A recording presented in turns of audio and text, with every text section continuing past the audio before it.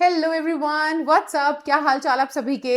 I hope you guys are doing good. तो आज का जो हमारा सेशन है वो है एक बहुत इंपॉर्टेंट टॉपिक पर, ग्रामर का एक बहुत ही ज्यादा इंपॉर्टेंट टॉपिक जिसका नाम है वर्ब। अब देखो, अगर आप अपनी ग्रामर की नॉलेज को स्ट्रेंथन करना चाहते हो, नॉलेज को स्ट्रॉन्ग करना चाहते हो, तो वर्ब आपको जरूर पढ़ना ही पड़ेगा, क्योंकि इसके बिना ग्रामर नहीं समझ में आने वाली। लेकिन तुम बोलोगे कि मैम हमें ग्रामर समझना और ज्ञान नहीं बढ़ाना है, हमारा तो पेपर पास आ रहा है, हम लोगों को तो आप जल्दी जल्दी से वो टॉपिक्स करवा दो जिससे कि हमारा पेपर निकल जाए और अच्छे मार्क्स लेकर के आए हम। तो बेटा आपके एग्जाम के पॉइंट ऑफ व्यू से भी वो बहुत ज्यादा इंपॉर्टेंट टॉपिक है। देखो मैं आपको सीधा सा बताती हूँ, आपके एग्जाम्स में क्वेश्चन पूछे जाते हैं टेंसेस से related, right, subject verb agreement से रिलेटेड, फ्रेजल वर्ब के क्वेश्चंस आ जाते हैं।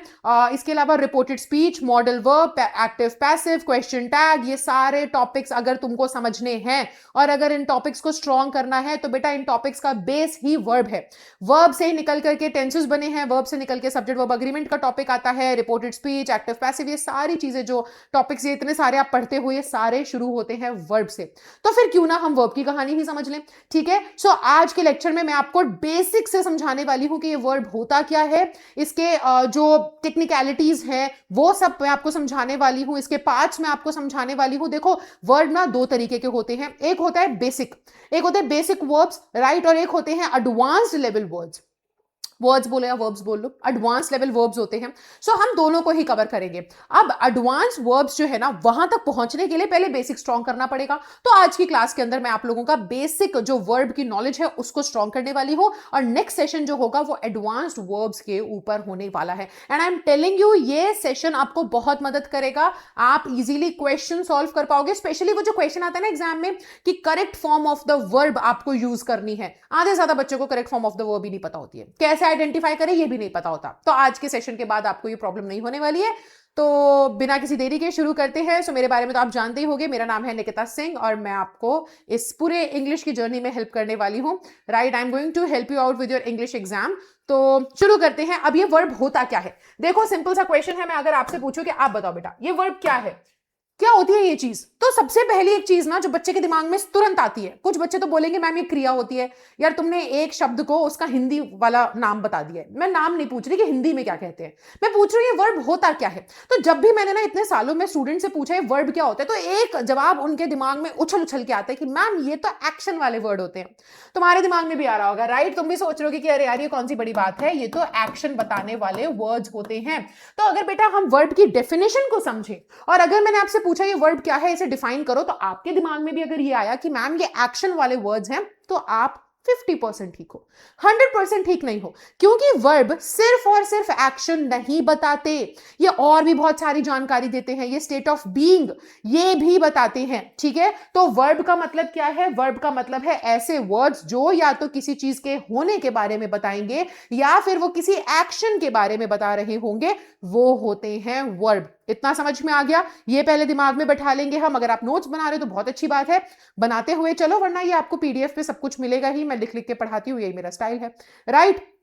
तो हमने क्या बोला बेटा कि ये वर्ब्स जो होते हैं ये या तो एक्शन बताते हैं या फिर ये स्टेट ऑफ बीइंग बताते हैं। अब देखो अगर मैं टाइम में चले जाऊं तो वही वाली बात हो जाएगी कि यहाँ पे टेंसेस का थोड़ा सा कॉन्सेप्ट आ जाएगा कि कोई एक्शन है, कोई एक्शन हो रहा है, होएगा या हुआ था, कोई चीज है, कोई चीज थी या कोई चीज होगी, वो टाइम अलग वाली बात है। टाइम के साथ अगर वर्ब को पढ़ोगे तो वो टेंसेस का टॉपिक है, हमें उधर जाना ही नहीं है, हम तो बेसिक वर्ब की नॉलेज स्ट्रॉन्ग करना है, सही बात है ना। तो वर्ब क्या है, किसी चीज का होना और एक्शन को बताता है, वो वर्ब होता है, इतना दिमाग में बिठा लो। अभी तक आप लोगों ने इसकी ना सिर्फ आधी ही नॉलेज अपने पास रखी हुई थी, आज आप इसकी पूरी नॉलेज रखेंगे कि ये स्टेट ऑफ बीइंग बताता है और साथ ही साथ बेटा ये क्या बताता है, ये साथ ही साथ एक्शन भी बताता है।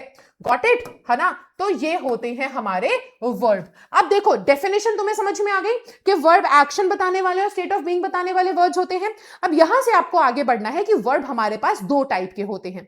ठीक है, कौन से टाइप्स के होते हैं बेटा, हमारे पास जो दो टाइप के वर्ब्स होते हैं वो आप लोग जल्दी से कमेंट कर दो अगर आप लोग को ऑलरेडी आइडिया है तो, जल्दी जल्दी से। ठीक है, अब यहां पर एक चार्ट बनाकर या टेबल की मदद से मैं आपको समझाती हूं कि हमारे पास दो कौन से अलग टाइप के वर्ब्स होते हैं। ठीक है, सो एक हमारे पास होता है मेन वर्ब, ये आपने सुना होगा पहले भी, है ना। एक होता है हमारे पास मेन वर्ब और दूसरा होता है हमारे पास हेल्पिंग वर्ब। देखो अगर आप लोगों को वर्ब समझना है ना तो आप सोचोगे बेटा कि मुझे सिर्फ और सिर्फ मैम वर्ब क्या होता है, उसका फंक्शन क्या होता है, वो मैं समझ लूंगा तो मुझे तो वर्ब आ गया। तो नहीं आया, पहले ही बता रही हूं, वर्ब को समझने के लिए उसके अलग अलग डिविजन्स को समझना पड़ेगा। वर्ब क्या होता है, कितने पार्ट्स में डिवाइडेड होता है, उनका क्या काम होता है, वो कितने पार्ट्स में डिवाइडेड होते हैं, बहुत कहानी है। लेकिन मैं सही बताऊं तो मैं तुम्हें कहानी के तरीके से ही समझाने वाली हूं।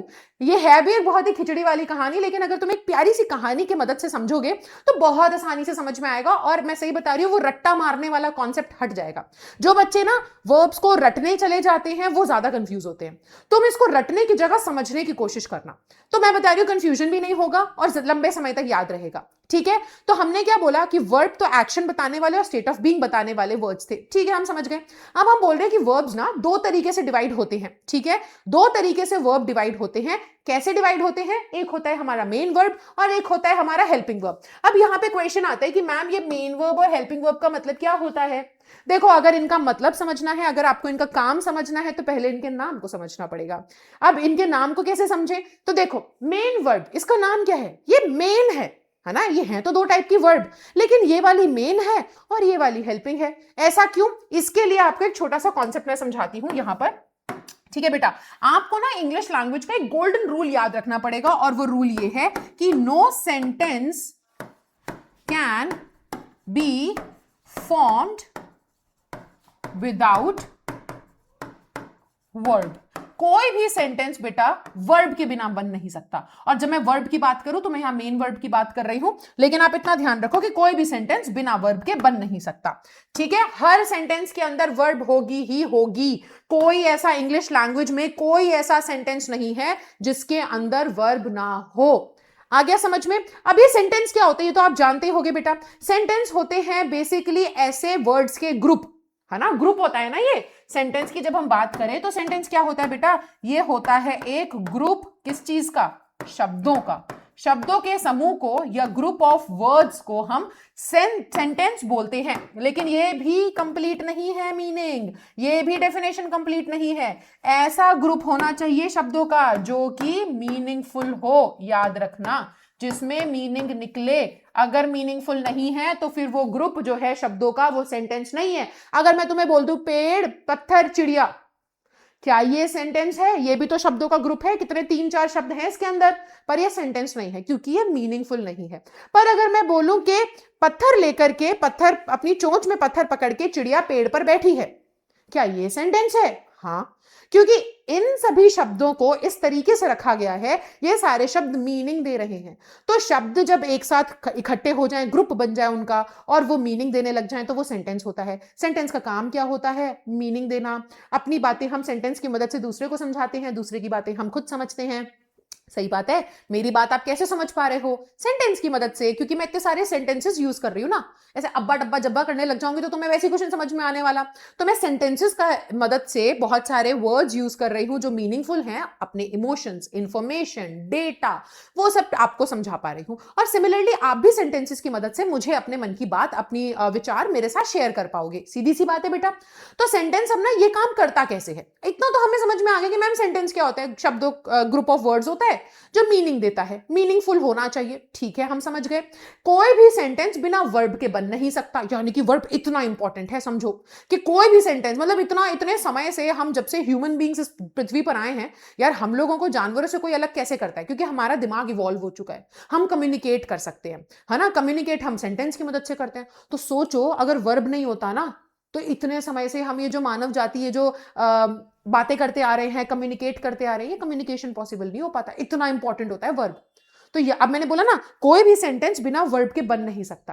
तो अब देखो, सेंटेंस जो है, छोटे से छोटा सेंटेंस, सेंटेंस मीनिंगफुल होता है, समझ में आ गया। सेंटेंस में वर्ब होता है, समझ में आ गया। सेंटेंस का काम होता है कम्युनिकेट करना, बात करना, दूसरे तक मैसेज पहुंचाना। लेकिन ये करता कैसे है? सेंटेंस ना सेंटेंस के अंदर 3 लोगों का होना बहुत जरूरी है। वो है बेटा आपका एक सब्जेक्ट, ठीक है, एक सब्जेक्ट का होना बहुत जरूरी है, ठीक है, एक वर्ब का होना बहुत जरूरी है, और एक ऑब्जेक्ट का होना बहुत जरूरी है। आ गया समझ में बेटा? ये तीन चीजें जब ये सेंटेंस का सबसे छोटा स्ट्रक्चर है, मतलब कि तुम्हें सेंटेंस बड़े से, जैसे हम मैगी खाते हैं, मैं ये मैगी वाला एग्जांपल हमेशा से बच्चों को देते आई हूं। देखो, अगर तुम घर पे उठे रात में, ठीक है, और तुम्हें बहुत जोर से भूख लगी, घर में कुछ भी नहीं है खाने के लिए, तुमने इधर उधर छाना, मम्मी ने कुछ नहीं बना रखा, घर पे कुछ नहीं बचा है, एक मैगी का पैकेट रखा है, तो तुम क्या बोलोगे? सबसे इजी क्या होगा कि यार चलो एक काम करते, कुछ भी नहीं है घर में, ये मैगी का पैकेट रखा है, बहुत जोरों की भूख लगी है ना, मैं जल्दी से पानी भरता हूं और मैगी को डाल करके उसमें बना लेता हूं, 2 मिनट में बन जाएगी। सही बात। लेकिन सोचो अगर तुम्हें मैगी खाने का मन है और घर में बहुत सारी चीजें पड़ी है, टमाटर प्याज सब कुछ पड़ा है, तो तुम एक शानदार सी मजेदार एकदम बढ़िया वाली मैगी बनाने वाले हो, है कि नहीं? तो यही आप समझो कि हमारा मोटिव क्या था, हमें भूख लगी थी, है ना? तो हमारे पास, हमें सबसे मिनिमम हमारी रिक्वायरमेंट क्या थी कि मुझे भूख लगी है, तो मुझे मिनिमम यार एक मैगी का पैकेट पड़ा है, तो मुझे बस पानी चाहिए, उसमें मसाला और मैगी तो होगी ही, बस मुझे ये चाहिए और मैं इसको बस गर्म करके अपना खाना बना सकता हूं, मैं खाना खा सकता हूं। अब यहीं पर आप समझो कि हमारी रिक्वायरमेंट ना ग्रामर में क्या है, हमें बातें करनी है, हमें अपनी बात दूसरे को बतानी है, हमें उसकी बात समझनी है, तो हमें सेंटेंस बनाना पड़ेगा। जैसे भूख लगी थी तो खाने खाने के लिए हम मैगी बना रहे थे, वैसे हमें बातें करनी है दूसरे से, हमें उसकी बात समझनी है और समझानी है, तो हमें सेंटेंस बनाना पड़ेगा। तो अब बेटा मैगी बनाने के लिए या अपनी भूख मिटाने के लिए 3 चीजें की जरूरत थी ना, मैगी, मसाला और पानी। बर्तन तो सभी के घर होते हैं, ठीक है, ये 3 चीजें चाहिए और मैगी बन गई, भूख मिट गई। तो वैसे ही सेंटेंस के थ्रू बातें करने के लिए एक सेंटेंस के अंदर होना चाहिए सब्जेक्ट, वर्ब और ऑब्जेक्ट। सेंटेंस बन गया, बातें हो गई, बात समझ में आ गई, खत्म बात, दोनों खुश। लेकिन आप समझो कि ऐसे ही ना, जब सेंटेंस आपको बड़ा शानदार सा कोई सेंटेंस बनाना है, तो इसमें आप प्रेपोजिशन, एडवर्ब, एडजेक्टिव, कंजंक्शन, फलाना सब चीजें यूज कर सकते हो। लेकिन सबसे बेसिक क्या है? सबसे बेसिक है ये 3 का होना। ये 3 बेसिक ही बेसिक है। जैसे मैंने बोला ना, मैगी बनाने के लिए तुम्हें क्या करना पड़ेगा भाई? मैगी बनाने के लिए अगर तुम्हें बहुत शानदार मैगी बनानी, तो टमाटर भी डालो, प्याज भी डालो, उसमें जो तुम्हें मटर चाहिए वो डालो, जो तुम्हें डालना है डालो, तुम बहुत बढ़िया मैगी बन जाएगी। वैसे सेंटेंस बहुत बड़ा शानदार सा कोई सेंटेंस बनाना है, कोई बड़ी बात कहनी है, तो आपको क्या करना पड़ेगा? प्रेपोजिशन, कंजंक्शन, एडवर्ब, एडजेक्टिव सब इसमें यूज कर लो, ठीक है। लेकिन सबसे बेसिक रिक्वायरमेंट क्या है? बेसिक रिक्वायरमेंट है कि ये 3 जो है, ये सबसे स्मॉलेस्ट यूनिट है, सेंटेंस बनाने के लिए इन 3 की जरूरत होती है, इतना समझ लो। जैसे मैगी, अगर बेसिक भूख लगी यार, घर पे कुछ नहीं है, बनाने के लिए क्या चाहिए? मैगी, मसाला और पानी। वैसे ही आप ये समझ के चलो। तो अब ये जो हम यहाँ पे कहानी हो रही थी ना, अब तुम बोलोगे मैम आप तो मेन वर्ब पढ़ा रहे थे, मैं यही बता रही हूं कि ये मेन वर्ब और हेल्पिंग वर्ब की कहानी पता है क्या है? मेन वर्ब ना ऐसा वर्ब है, ये कहता है कि भाई देख, सेंटेंस का जो काम है, मीनिंग देना, मीनिंग समझाना, है ना, बातें करना, मतलब होना, अपनी फीलिंग किसी को बता पाना, ये काम में अकेले, तुम्हारा मेन काम सेंटेंस का जो है वो मीनिंगफुल होना है और हमारा कम्युनिकेशन है ना। तो अब मेन वर्ब कहता है कि तेरा ये काम अकेले मैं कर सकता हूं, मैं तेरा मेन काम अकेले संभाल सकता हूं, मुझे ना तुम यहां पर सेंटेंस मीनिंगफुल होता था, सेंटेंस की मदद से हम कम्युनिकेट कर पा रहे थे, तो वो कैसे हो पा रहा था? इन 3 चीजों की वजह से, है कि नहीं? कैसे हो पा रहा था बेटा? इन 3 चीजों की वजह से ही हो पा रहा था ना, है ना। सब्जेक्ट का इस्तेमाल हो रहा था, वर्ब का इस्तेमाल हो रहा था, ऑब्जेक्ट का इस्तेमाल हो रहा था, तब जाकर के सेंटेंस का सबसे छोटा यूनिट है ना। सबसे छोटा एक सेंटेंस जो तुम बना सकते हो, उसमें ये 3 चीजें होनी चाहिए। तो अब वर्ब ने क्या बोला? मेन वर्ब ने बोला कि अरे यार तुम 3 का इस्तेमाल कर रहे हो, मुझे 3 भी नहीं चाहिए, मैं सिर्फ 2 चीजों का इस्तेमाल करके एक मीनिंगफुल सेंटेंस बना सकता हूं, इतनी ताकत है मेरे अंदर। तो हमने बोला कि यार ये तो हमारा मेन काम कर रहा है, सेंटेंस का सबसे मेन काम मीनिंगफुल होना, मैसेज पहुंचाना, कम्युनिकेशन हो पाए, सबसे मेन काम सेंटेंस का ये अकेले के दम पे कर रही है वर्ब, तो फिर तो ये मेन वर्ब ही कहलाएगी। अरे यार तुम्हारा जो मेन काम इंसान कर देगा, वो तुम्हारी लाइफ में मेन पर्सन होगा कि नहीं होगा? तो वैसे ही वर्ब ने इस वर्ड में जिम्मा उठा लिया कि मैं तेरा मेन काम कर रहा हूं, और वो भी अकेले के दम पे कर रहा हूं, तो फिर तो ये हमारी मेन वर्ब भी कहलाएगी। तो ये जो मेन वर्ब होती है, ठीक है, ये बेसिकली बेटा एक्शन बताने वाली वर्ब्स होती हैं। आई होप आपको ये रेड कलर दिख रहा होगा, ये एक्शन बताने वाले वर्ड्स इसके अंदर आ जाते हैं, ठीक है। ओके, सो अब ये क्या होती है? ये जो मेन वर्ब होती है, ये बेसिकली जो हमारा सेंटेंस है, सेंटेंस का मेन काम करती है कि ये कंप्लीट मीनिंग दे देती है, ठीक है, बिना ऑब्जेक्ट के। जैसे कि आई स्टडी, एग्जाम्पल ही स्लीप्स, ठीक है। अब ये जो है बेटा सेंटेंस, देखो इसके अंदर क्या है, हमेशा ध्यान रखना कि वर्ब का मतलब क्या होता है। वर्ब एक ऐसा शब्द है जो अपने साथ सब्जेक्ट लेगा ही लेगा। सब्जेक्ट है तो वर्ब होगी सेंटेंस में, वर्ब है तो सब्जेक्ट होगा सेंटेंस में। ये इन दोनों का रिलेशन एक ऐसा रिलेशन है, 2 जिस्म एक जान वाला। वर्ब अगर सेंटेंस में दिख रहा है तो उसके पास अपना खुद का एक सब्जेक्ट होगा, सब्जेक्ट अगर सेंटेंस में दिख रहा है तो उसके पास उसकी वर्ब होगी। अगर एक सेंटेंस में 2 सब्जेक्ट हैं तो दोनों के पास अपनी अपनी वर्ब होगी भाई। ये वैसा वाला रिलेशनशिप है, हमेशा याद रखना। अगर दो वर्ब है सेंटेंस में तो दोनों वर्ब के पास अपने अपने सब्जेक्ट होंगे, मतलब ये एक पेयर बना के चलते हैं, ये साथ साथ रहते हैं। एक सब्जेक्ट है तो एक वर्ब हो गई, दूसरा सब्जेक्ट है तो उसके पास दूसरी वर्ब होगी। तो इसलिए देखो अब ये जो है ना, ये क्या कर रहा है, ये जो हमारी मेन वर्ब है ये अकेले के दम पे मीनिंग दे रहा है, इसे ऑब्जेक्ट भी नहीं चाहिए, है ना। स्टडी और आई, देखो वर्ब है तो सब्जेक्ट होगा ही होगा, तो देखो सब्जेक्ट और वर्ब, मीनिंग कंप्लीट। वो पढ़ता है, वो सोता है, मैं पढ़ता हूं, है ना। सब्जेक्ट और वर्ब, मीनिंग कंप्लीट। तो मेन वर्ब का नाम हमने मेन वर्ब इसलिए रखा क्योंकि ये सेंटेंस का मेन काम अकेले के दम पे कर रहा था, मीनिंग दे रहा था without the need of an object, बिना ऑब्जेक्ट के। ठीक है, हेल्पिंग वर्ब का नाम अब हेल्पिंग क्यों पड़ा बेटा? हेल्पिंग वर्ब का नाम हमने हेल्पिंग इसलिए रखा क्योंकि अब ये नाम जैसा इसका काम है, मैंने बोला ना इनको समझने के लिए इनका काम समझना पड़ेगा।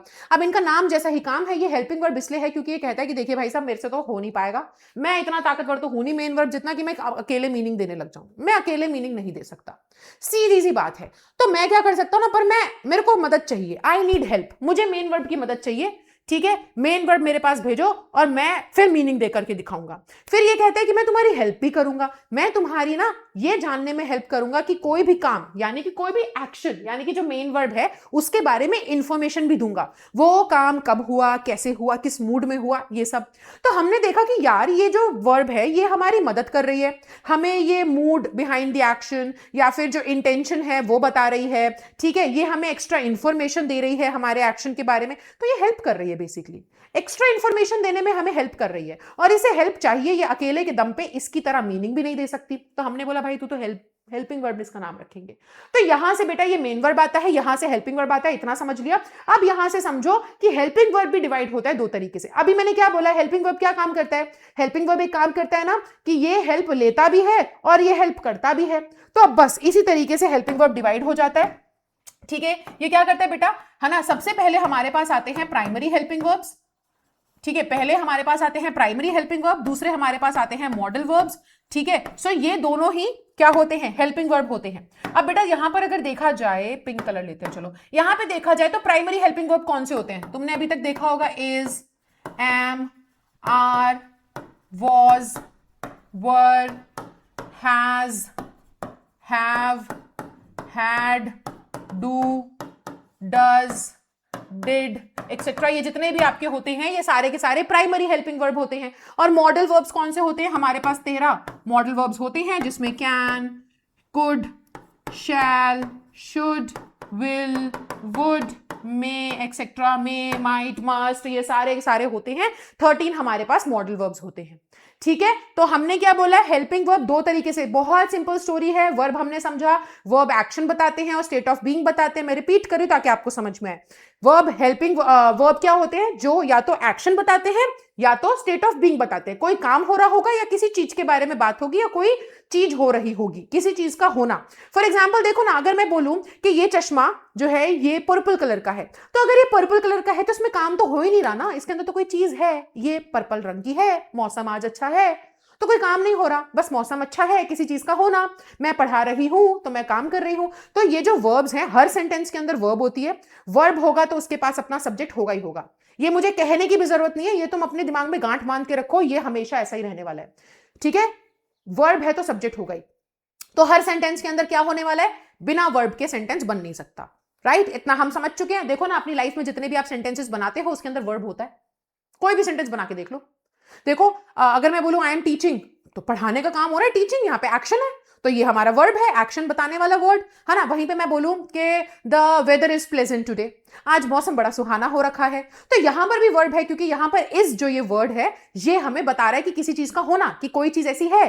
ठीक है, ही इज टॉल, ये लंबा है, तो यहां पर भी हमें पता चल रहा है कि इज जो है वो आपको स्टेट ऑफ बीइंग बता रहा है। तो देखो ना, हर सेंटेंस के अंदर जब आप वर्ब यूज कर रहे हो तो वर्ब दो ही काम कर रहा है, या तो एक्शन बता रहा है तो स्टेट ऑफ बीइंग बता रहा है। अब यहीं से हमारे पास वर्ब दो तरीके के निकल के आए, मेन वर्ब और हेल्पिंग वर्ब। और मेन वर्ब ने मेन काम संभाल लिया सेंटेंस का, कि भाई तेरा मेन काम तू 3 लोगों की मदद से करता है, सब्जेक्ट वर्ब ऑब्जेक्ट, तब जाके मीनिंग दे पाता है, मैं अकेले करूंगा ये काम, तो इसने हमारा मेन काम संभाल लिया। तो हमने बोला भाई तुम तो मेन हो हमारे यार, मेन वर्ब। हेल्पिंग वर्ब क्या कर रहा था? हेल्पिंग वर्ब कह रहा था कि मेरे से नहीं हो पाएगा, मेरे को मदद चाहिए, मैं आपकी मदद लूंगा भाई साहब, मैं आप बहुत काम के आदमी हैं, आप में बहुत ताकत है, मैं आपकी मदद लूंगा, आप मेरी मदद कीजिएगा, तब मैं सेंटेंस पूरा कंप्लीट कर पाऊंगा, मीनिंग दे पाऊंगा।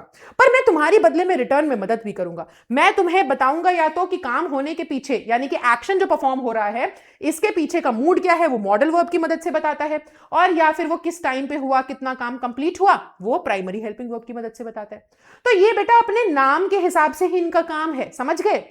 इसका काम क्या है, इसका नाम हेल्पिंग वर्ब है तो ये काम भी वही करता है, और अपने काम के हिसाब से ये दो तरीके से बटे हुए होते हैं, ठीक है, primary helping verb and modal verbs. अब देखो जैसे कि मैंने बोला था ना कि ये हमारी हेल्प करता है टाइम बताने में या मूड बताने में, जैसे कि I can drive a car, मैं गाड़ी चला सकती हूँ, है ना, मतलब मैं अपनी पॉसिबिलिटी बताना चाह रही हूँ कि मेरे अंदर इतनी क्षमता है, मैं ये कर सकती हूँ। तो देखो मूड भी बताने के काम आता है, पर वहीं पे मैंने कहा था कि इसको मदद भी चाहिए होती है, ये अकेले नहीं आ सकता सेंटेंस में, मीनिंग ही नहीं दे पाएगा।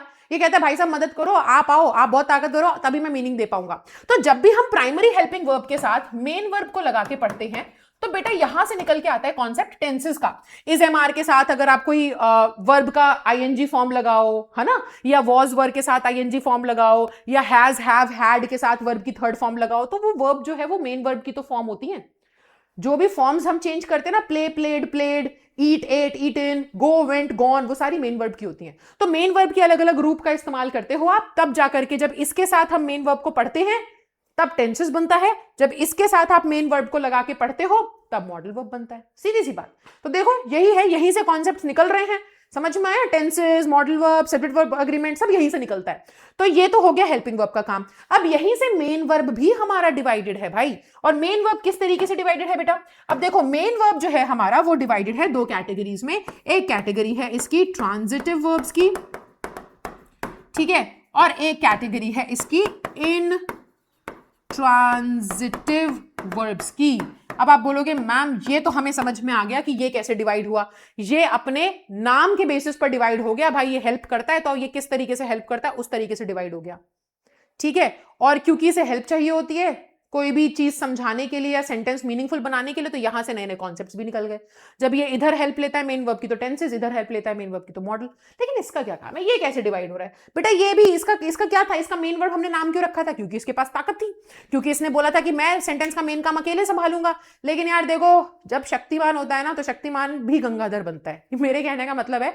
आपने कार्टून या वो सीरीज देखे होगी शक्तिमान, सबने सुना होगा शक्तिमान का नाम। एक ही इंसान था ना शक्तिमान, जिसमें ताकत आ जाती थी तो वो एकदम पावरफुल हो जाता था, दुश्मनों से लड़ता था, लेकिन वरना वो एकदम फुस गंगाधर बन जाया करता था चश्मा पहन के। तो वैसे ही ना ये हमारा मेन वर्ब जो है जब इसमें ताकत आ जाती है ना, ये कहता है मैं बिना ऑब्जेक्ट के अकेले के दम पे मीनिंग दूंगा सेंटेंस में, तो तब हम इसको बोलते हैं इंट्रांजिटिव वर्ब। तब ये ऑब्जेक्ट नहीं मांगता। लेकिन कभी कभार ये भी फुस पड़ जाता है, अपनी ताकतों का इस्तेमाल कर करके बेचारे कमजोर पड़ जाता है, ताकत खत्म हो जाती है, तो ये बोलता है अब मेरे को भाई ऑब्जेक्ट चाहिए, मैं मीनिंग नहीं दे पा रहा हूं अकेले के दम पे, मुझे ऑब्जेक्ट दो। तब ये होता है ट्रांजिटिव वर्ब। सो ये अपनी पावर के बेसिस पे इसका जो नाम मेन वर्ब पड़ा है, वो जिस वजह से पढ़ा है उसी के बेसिस पे जो पावर है उसी के बेसिस पे आप समझो कि ये ट्रांजिटिव इंट्रांजिटिव में बदलता है। समझ गए? कहानी के बेसिस पे थोड़ा सा समझो, मैं अच्छे से तुम्हें समझ में बार बार रिपीट कर रही हूं, ठीक है?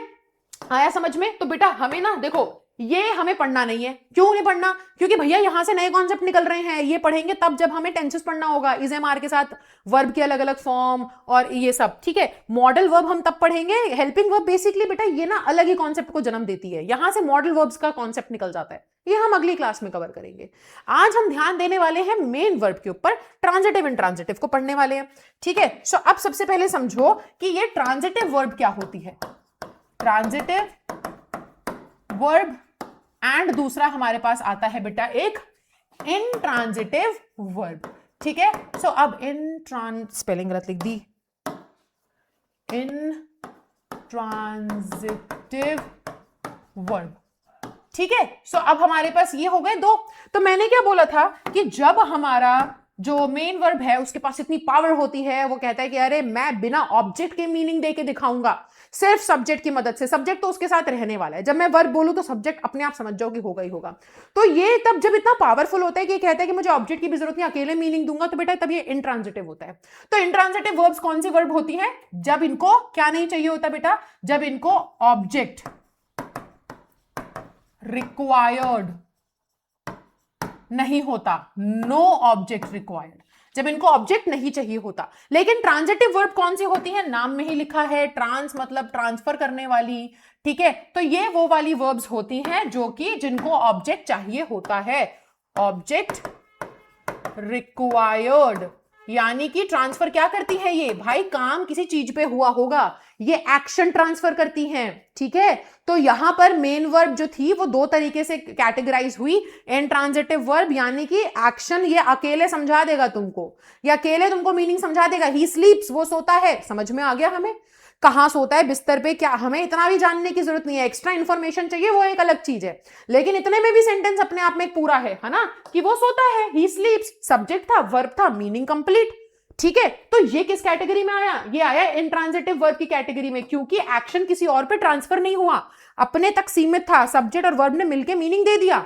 लेकिन वहीं पर ट्रांजिटिव वर्ब्स जो होते हैं ये वो वर्ब होते हैं जिसको एक्शन ट्रांसफर करना पड़ता है, वो अपने आप मीनिंग नहीं दे पाता। जैसे कि अगर मैं बोलूं, क्लास में आऊं, मैं बोलूं बेटा पता है आज क्या हुआ, आज ना मैंने पकड़ा, अब आप बोलोगे मैम क्या पकड़ा, चोर पकड़ा, मछली पकड़ी, क्या पकड़ा आपने आज, मैं बोलूं समझ जाओ, तो तुम्हें तो समझ में ही नहीं आएगा ना, क्योंकि ये काम किसी चीज पे तो हुआ होगा, कोई तो चीज होगी जो मैंने पकड़ी होगी, तो ये अपने आप में मीनिंग नहीं दे पा रहा है। तो अगर मैं यहां पर लिख दूं फॉर एग्जाम्पल कि आई कॉट, अगर मैं यहां पे लिख दूं आई कॉट, तो ये अपने आप में मीनिंग कंप्लीट ही नहीं है, ये अपने आप में आपको समझा नहीं पा रहा, मैंने पकड़ा क्या पकड़ा, ही कॉट, उसने पकड़ा क्या पकड़ा, अरे भाई किसी तो इंसान को, किसी तो चीज को पकड़ रहे हो तुम लोग, बताओ तो सही, मीनिंग कंप्लीट नहीं है। लेकिन अगर मैं बोलूं कि आई कॉट अ थीफ, अगर मैं ये बोलूं मैंने एक चोर पकड़ा, तब तुम बोलोगे अच्छा चोर पकड़ा मैम, कैसे, क्या, कब हुआ, ये फिर अलग क्वेश्चन आ जाता है।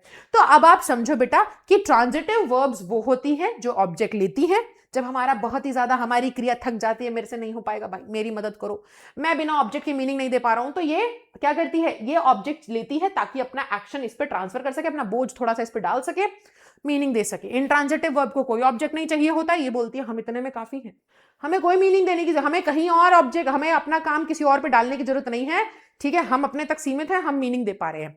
जैसे कि अगर मैं बोलूं शी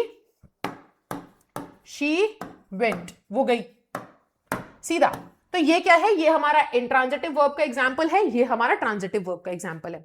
अब देखो आप समझो, कई बार ना क्वेश्चन कुछ ना ऐसे वर्ब्स होते हैं बेटा जो कभी कभार इंट्रांजिटिव बन जाते हैं, कभी कभार ट्रांजिटिव बन जाते हैं, यानी कि कभी कभार वो कहते हैं हमें ऑब्जेक्ट नहीं चाहिए, कभी कभार वो कहते हैं नहीं नहीं भैया ऑब्जेक्ट चाहिए। तो पहले तो उसके लिए आपको समझना पड़ेगा ये ऑब्जेक्ट होता क्या है। अगर कोई सेंटेंस आता है एग्जाम में और बोला जाता है, देखो कि ट्रांजिटिव, वैसे इस टाइप के क्वेश्चन आएंगे नहीं, ये मैं आपको कॉन्सेप्ट समझाने के लिए बता रही हूं ताकि तुम्हें कॉन्सेप्ट समझ में आए तो फिर बड़े लेवल के क्वेश्चन कर सको, ठीक है। लेकिन फॉर एग्जाम्पल मानो कि अगर एग्जाम में क्वेश्चन आ जाता है, ठीक है, एक ऐसी वर्ब आपके सामने दे दी जाती है जिसको ऑब्जेक्ट चाहिए, तो आपको पता कैसे चलेगा कि ये सेंटेंस में गड़बड़ी है। मैं समझाती हूं और अच्छे से तुम्हें, सोचो कि एग्जाम्पल, अगर आपको पूछ लिया गया कि आई कॉट या I killed and went, killed भी नहीं लिखते, ज्यादा हो जाएगा, एक काम करते हैं हम सेंटेंस बनाते हैं, he slapped and started crying। अब अगर आप सोचो एग्जाम में क्वेश्चन आ जाए और बोले कि भैया इस सेंटेंस में गलती है, पहचानो गलती क्या है, तो आपको बेटा पता होना चाहिए कि यहां पर गलती क्या है, कि ये जो वर्ब है मेरी, ये कैसी वर्ब है, ये ट्रांजिटिव वर्ब है, और ट्रांजिटिव वर्ब को ऑब्जेक्ट चाहिए होता है, और ऑब्जेक्ट यहां गिवन ही नहीं है, ये कैसे पता चलेगा। तो इसके लिए आपको समझना पड़ेगा ऑब्जेक्ट होता क्या है। हमारी इंग्लिश लैंग्वेज के अंदर ऑब्जेक्ट बन सकता है सिर्फ और सिर्फ या तो नाउन या तो कोई प्रोनाउन, सिर्फ ये दो चीजें हमारी ऑब्जेक्ट बन सकती हैं, इसके अलावा कोई नहीं बन सकता। सब्जेक्ट भी सिर्फ नाउन या प्रोनाउन होगा, ऑब्जेक्ट भी सिर्फ नाउन प्रोनाउन होगा। सब्जेक्ट कौन होता है, जो एक्शन करने वाला होता है, डूअर, सेंटेंस में कोई काम करने वाला होगा ना, आई एम टीचिंग, पढ़ा रहा है, ये पढ़ाने का काम कर कौन रहा है, आई क्या है, सब्जेक्ट। लेकिन वैसे ही ऑब्जेक्ट क्या होता है बेटा, ऑब्जेक्ट वो होता है जो एक्शन रिसीव करता है अपने ऊपर, जिसके ऊपर काम किया जा रहा हो। तो आप कैसे पहचानेंगे ऑब्जेक्ट को, सिंपल सी बात है, एक सेंटेंस के अंदर आपको क्वेश्चन पूछना होगा, किसको, whom या फिर what, जो आंसर मिलेगा वो आपका ऑब्जेक्ट होगा। क्वेश्चन क्या करना है, क्वेश्चन करना है whom, किसको, what, क्या, और जो आंसर मिलेगा वही ऑब्जेक्ट होगा। तो यहां पर अगर हम देखें, उसने थप्पड़ मारा और रोने लग गई, लेकिन यहां पर देखो ना कि उसने थप्पड़ मारा किसको, पता चल रहा है? नहीं। उसने थप्पड़ मारा क्या, पता चल रहा है? नहीं। लेकिन मीनिंग कंप्लीट नहीं है, तो यहां पर आपको एक क्या डालना पड़ेगा, यहां पर आपको एक ऑब्जेक्ट डालना पड़ेगा। आया समझ में कि ही स्लैप्ड हिमसेल्फ, उसने खुद को थप्पड़ मार लिया एंड ही स्टार्टेड क्राइंग। ठीक है ना, उसने खुद को थप्पड़ मार लिया एंड ही स्टार्टेड क्राइंग। अब यहां पर देखो बेटा, कई बारी सेंटेंस के अंदर अगर आपको पता लगाना है कि वर्ब कौन सी है, ट्रांजिटिव है कि इंट्रांजिटिव है, तो सीधी सी बात है, क्वेश्चन करने लग जाओ। ठीक है, हु या फिर हुम या फिर व्हाट। फॉर एग्जाम्पल, अगर मैं आपको यहां पर बोलूं कि she went to London last week, she went to London last week, पिछले हफ्ते वो लंदन गई थी। तो क्या यहां पर हमारी जो वेंट वर्ब है ये ट्रांजिटिव है या इंट्रांजिटिव? जल्दी से कमेंट सेक्शन में आंसर करो। ये कौन सी वर्ब है? यहां पे एक ही वर्ब है ना, काम क्या हो रहा है, जाने का, वेंट। ये ट्रांजिटिव वर्ब है या इंट्रांजिटिव, आप बताओ। अब अगर आपको पता लगाना है ट्रांजिटिव है या इंट्रांजिटिव, तो इससे क्वेश्चन पूछो ना, शी वेंट किसको, हुम, कोई आंसर नहीं मिल रहा। शी वेंट व्हाट, क्या, कोई आंसर नहीं मिल रहा। हाँ, अगर हम पूछे शी वेंट वेयर, कहां, तो कहां का जवाब मिल रहा है। पर वो तो फिर हमें कहां तो पूछना ही नहीं है ना, वो तो एडवर्ब वाली बात है, वहां हम क्यों जाए जहां हमारा मतलब नहीं। हमें बोला है ऑब्जेक्ट पहचानने के लिए क्या पूछो, व्हाट पूछो या हुम, किसको पूछो। क्या आपको इसका आंसर मिल रहा है? नहीं। तो ये कैसी वर्ब हुई? ये हुई ना इंट्रांजिटिव वर्ब, क्योंकि इसे ऑब्जेक्ट नहीं चाहिए। लेकिन अगर जैसे मैंने बोला आई कॉट, मैंने पकड़ा, अब तुम बोलो मैम क्या पकड़ा, किसको पकड़ा, आंसर मिल गया, चोर को पकड़ा। तो ये क्या है? ये इसका ऑब्जेक्ट है। ठीक है, तो जब भी आपको अगर पहचानना है कि किसी वर्ब के पास ऑब्जेक्ट है या नहीं है, वो इंट्रांजिटिव है या ट्रांजिटिव है, तो सीधा सा उस वाली वर्ब को पूछो क्या, उसको पूछो किसको। आंसर मिल रहा है और वहां गिवन है, तो सीधी सी बात है कि क्या होगा कि वो फिर ट्रांजिटिव वर्ब है, उसके पास ऑब्जेक्ट है। और अगर आंसर नहीं मिल रहा है क्या या किसको, व्हाट या हुम का, तो फिर वो इंट्रांजिटिव वर्ब है। सेंटेंस को रीड करना अगर एरर करेक्शन में आ जाए और अगर आपको लगे कि इस सेंटेंस के अंदर कुछ अधूरा मीनिंग है, तो अपनी वर्ब से पूछना, ठीक है, किसको और क्या, तो आपको समझ में आ जाएगा कि ये मेरी वर्ब मीनिंग कंप्लीट कर रही है या नहीं। जैसे कि यहां पर जब हमने बोला कि उसने थप्पड़ मारा और रोने लग गया, तो यहां पे मीनिंग कंप्लीट नहीं था, क्योंकि हमने जब देखा थप्पड़ मारा किसको, कुछ आना चाहिए यहां पर, स्लैप्ड है ना, इस वर्ब से हमने क्वेश्चन पूछा। क्या, क्या का तो जवाब नहीं, लेकिन किसको का जवाब हमें मिल सकता है, हुम, ही स्लैप्ड हुम, उसने किसको थप्पड़ मारा, तो यहां पे कुछ आना चाहिए। तो ये क्या है, तो फिर ये जो है हमारी ट्रांजिटिव वर्ब है, जिसको यहां पे ऑब्जेक्ट नहीं दिया है, तो ये गलती है। ट्रांजिटिव वर्ब को ऑब्जेक्ट देना पड़ेगा, ये ट्रांसफर करेगी अपना एक्शन। क्लियर? ट्रांजिटिव और इंट्रांजिटिव वर्ब समझ में आ गई। चलो अब मैं ना आपको कुछ इंपॉर्टेंट चीजें बता देती हूँ, कुछ कंफ्यूजिंग वर्ब्स बता देती हूँ, ठीक है, जो यहीं से निकल करके आती हैं, और ये बेटा बहुत इंपॉर्टेंट होंगी आपके लिए, क्योंकि सीधी सी बात मैं बता रही हूं, अगर तुमने इसको नहीं पढ़ा तो फिर क्वेश्चन आ जाते हैं एग्जाम में कि correct form of the verb use करो। और मैं बताती हूँ, बहुत अमेजिंग क्वेश्चन आते हैं, क्वेश्चन करके दिखाती हूँ, काम करते हैं। देखो, अगर मैं आपको टेस्ट दूं और अगर मैं आपको बोलूं कि बेटा कोई भी डाउट हो ना तो अपने हाथ उठा देना, rise your hands if you have any question। अगर आपको कोई सवाल है तो अपना हाथ उठाओ, ठीक है। तो क्या ये सेंटेंस करेक्ट है? जल्दी जल्दी कमेंट सेक्शन में आंसर करो। क्या ये सेंटेंस के अंदर कोई गड़बड़ी है? क्या ये सेंटेंस करेक्ट है? अगर करेक्ट है तो बोलो करेक्ट है, और अगर गड़बड़ी है तो फिर इसका आंसर आप लोग कमेंट्स में दो। अब देखो, मैं आपको यहां से कुछ बहुत ही इंटरेस्टिंग वर्ब्स सिखाती हूं, ठीक है। सो हमारा जो कॉन्सेप्ट चालू होता है वो यहीं से हम चालू करते हैं, काम करते हैं। हाँ, तो हमारा जो यहां से कॉन्सेप्ट चालू होता है वो कुछ इस तरीके से है। हाँ, पहले बॉक्स बना लेते हैं ताकि इजीली आपको समझ में आए।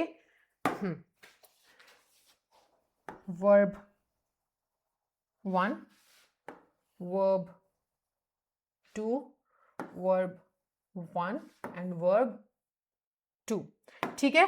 अब बेटा देखो, हमारे पास एक वर्ब होता है, ठीक है, पिंक कलर लेते हैं।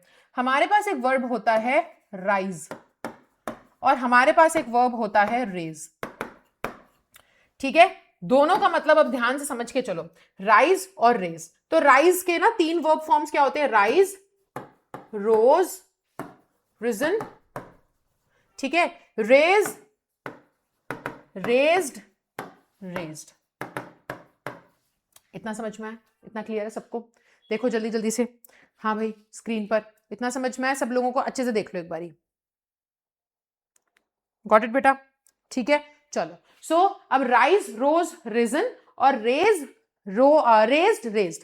अब देखो यहां पर होता क्या है ना, ये कंफ्यूजिंग होते हैं बच्चों के लिए, बच्चों को समझ में नहीं आता कि कौन सा वर्ब कहाँ आना चाहिए। ये वर्ब की फर्स्ट फॉर्म है, ये सेकंड फॉर्म है, ये थर्ड फॉर्म है, ये वर्ब की फर्स्ट फॉर्म है, ये सेकंड फॉर्म है, ये थर्ड फॉर्म है ना। आईएनजी फॉर्म आप लगा लोगे, राइजिंग, आईएनजी फॉर्म रेजिंग, है ना, और एस और ईएस वाली राइजेस, रेजेस, ये खुद ही कर लोगे, इसमें ही एस या ईएस लगाना होता है या आईएनजी लगाना होता है।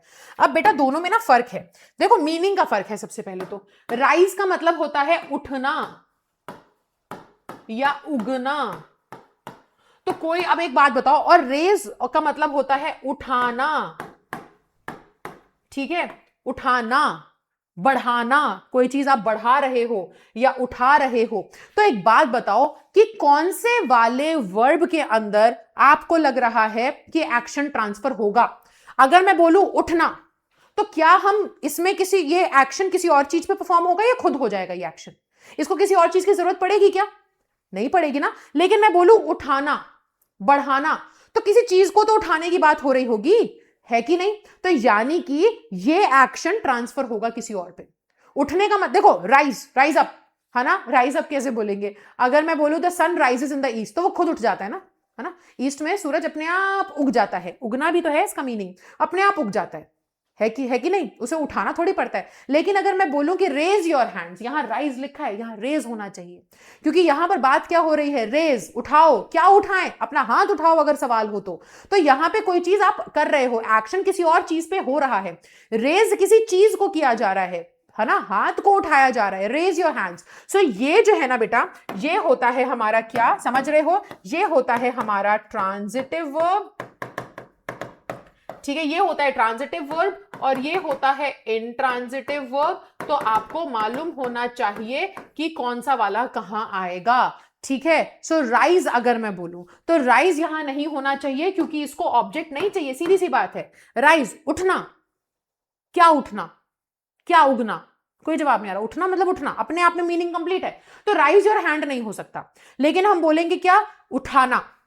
अगर कोई सवाल हो तो हाथ उठाओ, है ना, तो क्या उठाएं, हाथ उठाओ। तो अब यहां पे आपको समझ में आ रहा है कि राइज जो है यहां पे गलत मीनिंग दे रहा है, ठीक है। यहां पे क्या होना चाहिए, ये एरर है, यहां पर रेज होना चाहिए।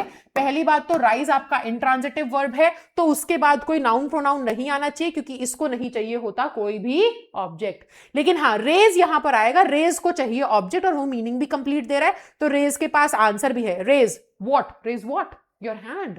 तो ये आंसर मिल गया। तो ये आपका ट्रांजिटिव वर्ब है। तो बेटा इसकी ना अलग अलग जो वर्ब के फॉर्म्स है वो याद करके रखना, बच्चे कई बार कंफ्यूज हो जाते हैं राइज और रेज के अंदर। अब जैसे मैं एक और एग्जांपल दूं, एक और क्वेश्चन तुम लोगों को दूं, तो क्वेश्चन हो जाएगा कुछ इस तरीके से कि the petrol prices are raising rapidly, ठीक है। अब बताओ क्या है इसके अंदर करेक्ट आंसर, जल्दी से आंसर करो, आपकी स्क्रीन पर है क्वेश्चन, क्या होना चाहिए यहां पर। तो देखो सीधी सी बात है, पेट्रोल के दाम बढ़ रहे हैं तेजी से, है ना। अपने हमने क्या बोला कि किसी चीज को, किसी चीज का उठना, किसी चीज का उगना या किसी चीज का बढ़ना, तो वो अपने आप हो रहा है ना काम, ठीक है। और किसी चीज का उठाना या किसी चीज का बढ़ाना,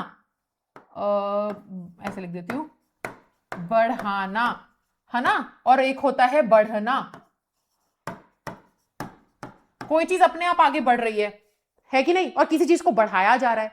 तो जाहिर सी बात है, अगर हम यहां देखें तो पेट्रोल के प्राइसेस बढ़ रहे हैं तेजी से, the petrol prices are rising होना चाहिए ना रैपिडली। क्यों? क्योंकि तुम देखो जब हम यहां पर लिख रहे हैं रेजिंग, तो रेजिंग बेटा क्या है, रेजिंग एक आपका ट्रांजिटिव वर्ब है। तो ट्रांजिटिव वर्ब है तो यानी कि यहां पर क्या आना चाहिए, इसके बाद ऑब्जेक्ट होना चाहिए। ऑब्जेक्ट है, पता करना है तो पूछो सवाल, whom या what। आंसर मिल रहा है, पेट्रोल के प्राइसेस बढ़ रहे हैं, क्या बढ़ रहे हैं, है ना। तो बढ़ रहे हैं क्या, कुछ नहीं आ रहा जवाब। बढ़ रहे हैं किसको, कुछ नहीं आ रहा जवाब। पेट्रोल के प्राइसेस बढ़ रहे हैं क्या, पेट्रोल के प्राइसेस बढ़ रहे हैं किसको, कोई जवाब नहीं आ रहा। यानी कि भैया यहां पर आपको एक इंट्रांजिटिव वर्ब रखनी है, क्योंकि बेटा इंट्रांजिटिव वर्ब को ऑब्जेक्ट चाहिए ही नहीं होता, तुमने ट्रांजिटिव वर्ब बैठा दी है, इसको ऑब्जेक्ट चाहिए। रैपिडली क्या है, ये एक एडवर्ब है। कैसे बढ़ रहे हैं, हाउ इज इट हैपनिंग, तेजी से हैपन हो रहा है, तेजी से बढ़ रहा है। वो तो हमें लेना देना ही नहीं, ऑब्जेक्ट पता लगाने के लिए whom या what पूछना होता है। तो रेजिंग गलत है यहां पर राइजिंग होना चाहिए। The petrol prices are rising rapidly, बहुत तेजी से बढ़ रहे हैं पेट्रोल के दाम, सीधा। ठीक है, सो ये था जो मैं कॉन्सेप्ट आपको बताना चाह रही हूं। अब एक और काम करते हैं, एक और कॉन्सेप्ट सीख लेते हैं। ठीक है, अगला जो हमारा ट्रिकी, अगर मैं बोलूं ट्रिकी कंफ्यूजिंग वर्ब में जो अगला टॉपिक आता है वो आता है ये वाला।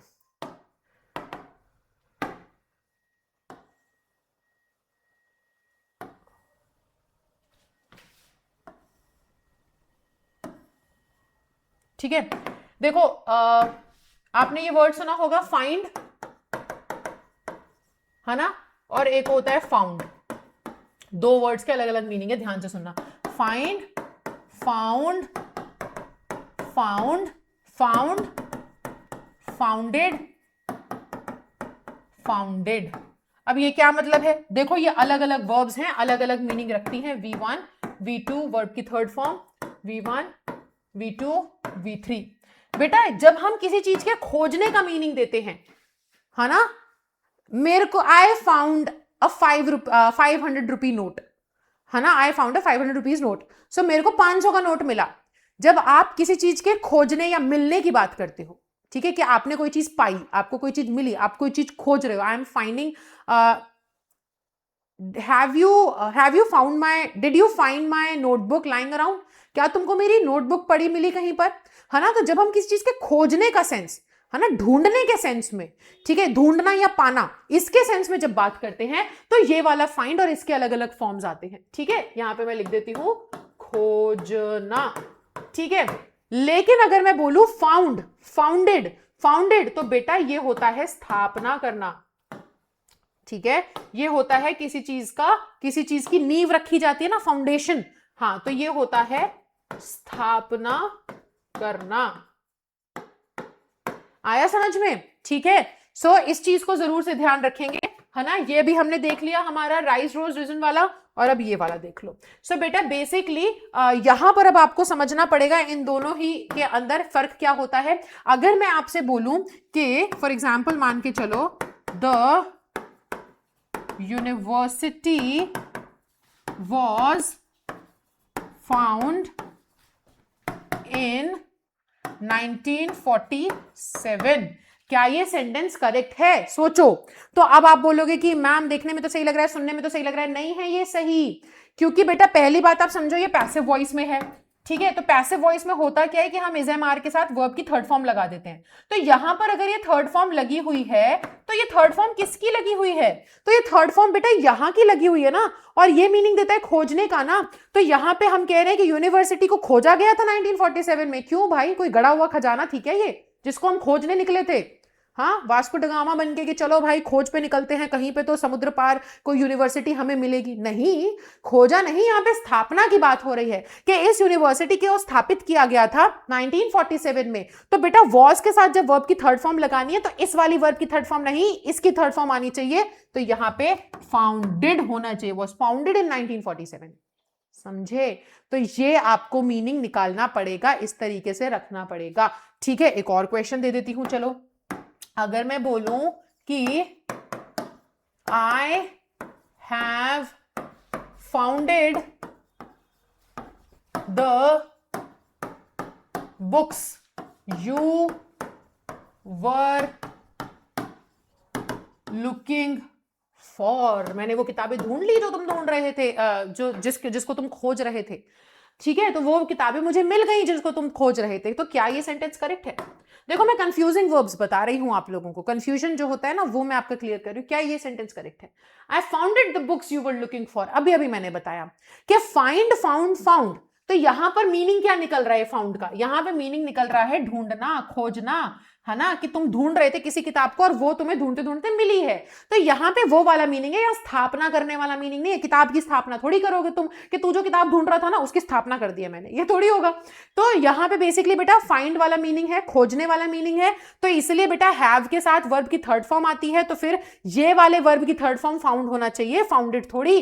तो यहां पे ई और डी हटेगा। I have found the books you were looking for, जो किताबें तुम ढूंढ रहे थे वो मुझे मिल गई हैं। आया समझ में? क्लियर हुआ सभी लोगों को?